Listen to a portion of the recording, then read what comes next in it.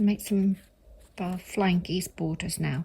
Now they are in every block we're going to make, so these are worth getting right. We're getting good at making flying geese. So when we're cutting our fabric, I've got directional fabric, so I would like my stripes to go vertically on my geese. So I have cut, they are 2 3/4, the 2.5, look, 2.5 inch wide. So that's the geese are 2 inches finished, and then I've got the seam allowances. You can be a bit more generous if you want. You should have enough fabric. It's 2.5 inches wide, and then I have cut some 2-inch squares for these corner triangles, and I've cut them on the diagonal, and you're going to need lots and lots and lots of them. Okay, so again we're going to work upside down. The paper keeps us accurate at all times. We're going to start from number 1. So we have to put our fabric on the reverse. We have to make sure it covers. Now my papers are a tiny bit bigger. I just find it easier to trim them down when I finish sewing than to do that. But we just need to make sure that our first piece of fabric is covering all the template. And then we've got to fold this line here so we can see, all fingers and thumbs, so we can see where to place our diagonal. Okay, I've just folded it over a card. Let me just slide that card out. It's much easier to do when you're not filming yourself. And then what we want to do is just cut. You can do this with a rotary cutter. You might find it easier to do with a rotary cutter. Okay, just snip that corner off because I want to see where that diagonal is. You're going to be going upside down, back to front all the time. Take one of your triangles, pretty sides together, and put them about like that. It should be fine. So we've got that line matched up. And then we're just going to sew on that line there between piece 1 and piece 2, and I've picked up the H squares. I use my thumb wheel. Can get really accurate where I need to be, and then just sew down that line. You can do a little bind stitch if you want, just to keep things nice and tidy. I don't always, to be honest. Okay, and then what we're going to do, we're going to check that that piece, when it's folded back, covers all of our paper template. And it does, although I don't know whether you'll be able to see that. It does. Okay, and we have to do the same the other side. So say all fingers and thumbs. You'll get into a rhythm with the flying geese, and they're so crisp and accurate that actually you'll be happy that you're foundation piecing them, because they're really nice. I've tried pinning the fabric to the paper. Don't find it overly helpful, but again, experiment. I haven't tried a bit of glue. I don't know whether that makes life easier or not. Another corner, pretty sides together.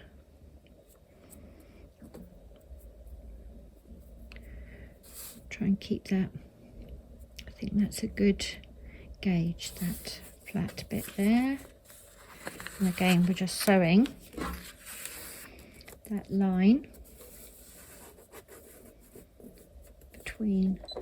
I find it helpful to, I'm not puncturing the paper with my needle, but I find it helpful to just put it in place And again, you can do a little start and stop if you want to. Slow and steady, all the way down.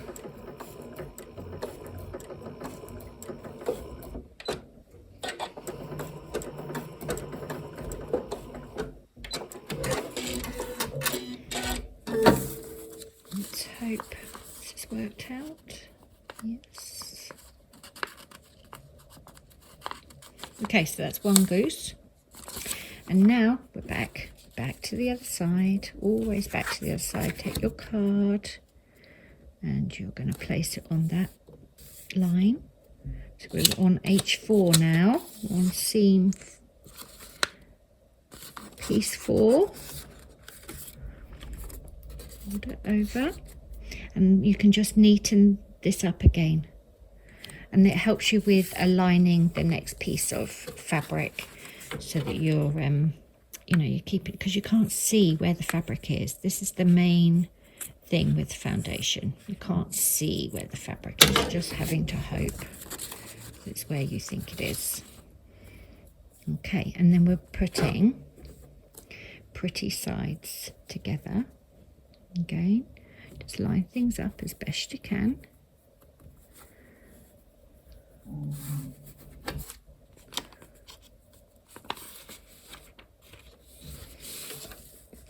And we're going to sew. And these horizontal seams, I'm quite happy to sew into the seam allowance with these.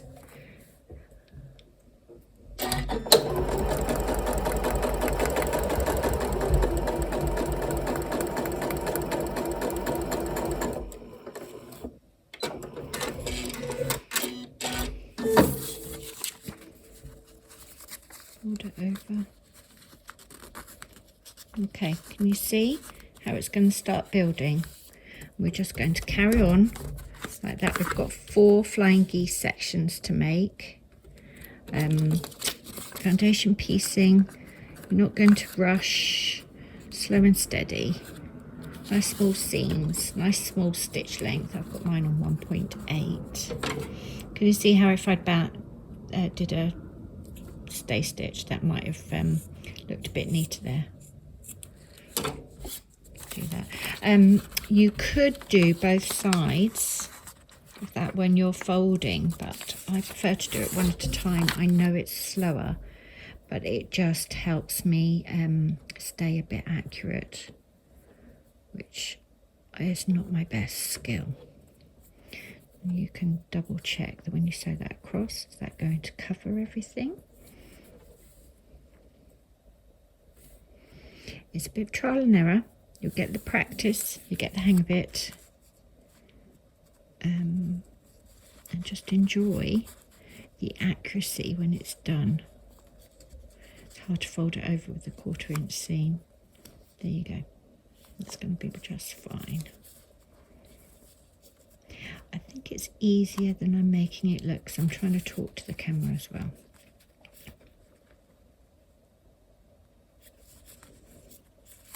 If it goes wrong, you can unpick. What you don't want to do is rip your paper. If you do rip your paper, you'll have to print another one off or trace another one. It's not the end of the world, but it's better if you don't have to do that, isn't it? Right, let's try and remember to do the start and stop.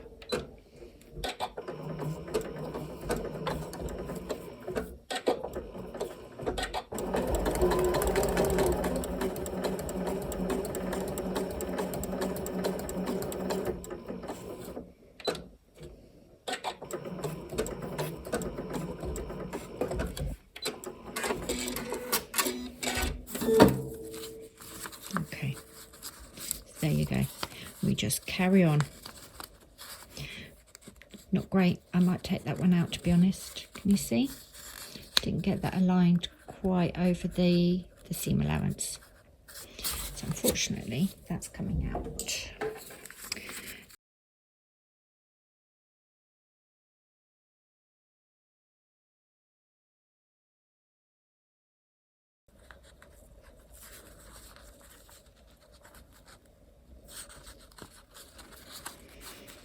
Okay, I could pretend that I never made a mistake, but I've made plenty. Just going to tidy this up a bit. It's a bit neater. I've got to work out why that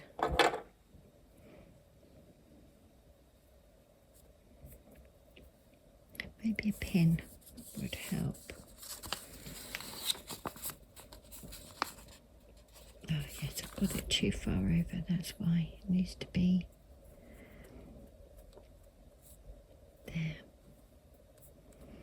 And then that fold.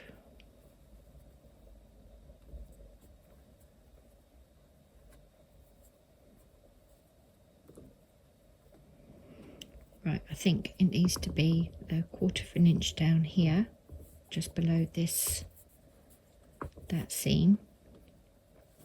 And then I've got about 1/4 of an inch up here, and I've got to align those edges. Trial and error. And you won't be making a video while you do it.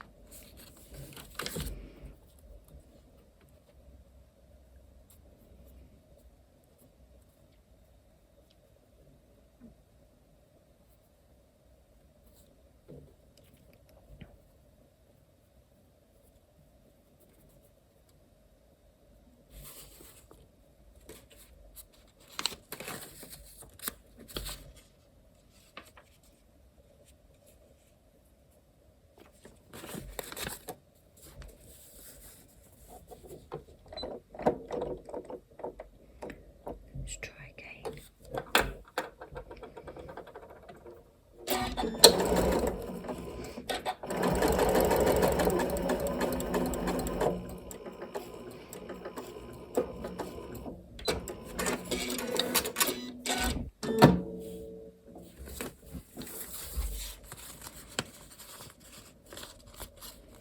There you go, better.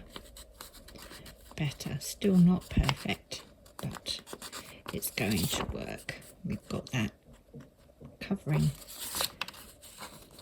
whether you can even see that. It's just about on that seam allowance. So you're just going to have to be a bit careful with how you place. The other thing you could do, if this is really, really driving you nuts, is you could cut yourself even bigger squares. But you're going to need to make sure that you've got enough fabric to get all the way round, because you've got lots of geese to make. So I think I just need to be a bit more patient and a bit more accurate with my cutting and my placing when I'm sewing. Another go. There's always another one to practice with. My card, fold it over.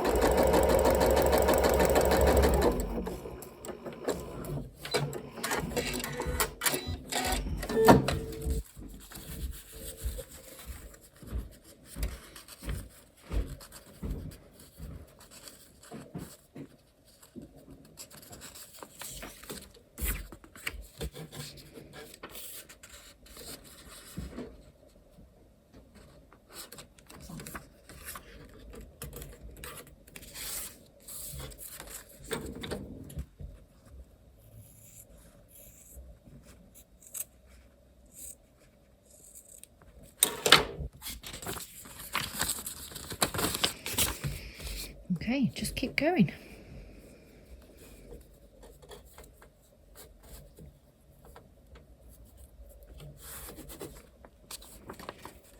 Make sure it covers everything.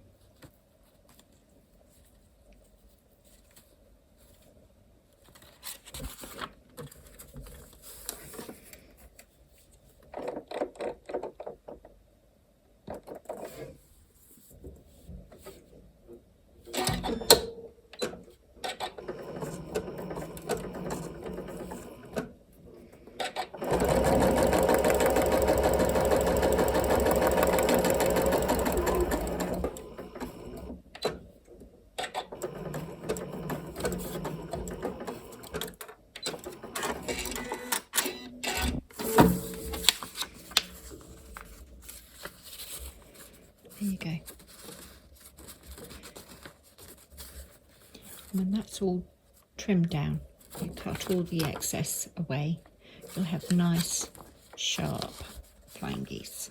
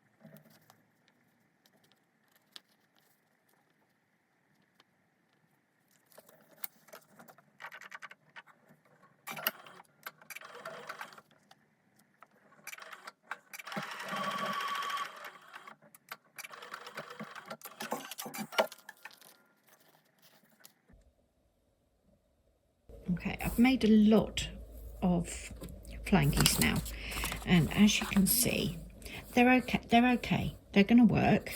I've got to trim the paper down. They're fine, but I'm still not consistently getting this triangle where I want it to be. But I think if you can get the point of that triangle to line up with that diagonal, and you have like your seam allowance left over of the point and your seam allowance left over there, and then sew down, that seems to be getting me a decent result.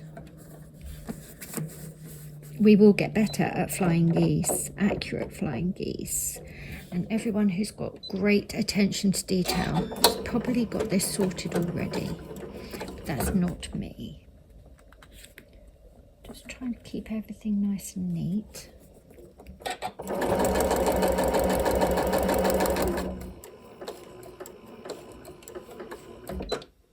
As I say, the bits that I've done will work anyway.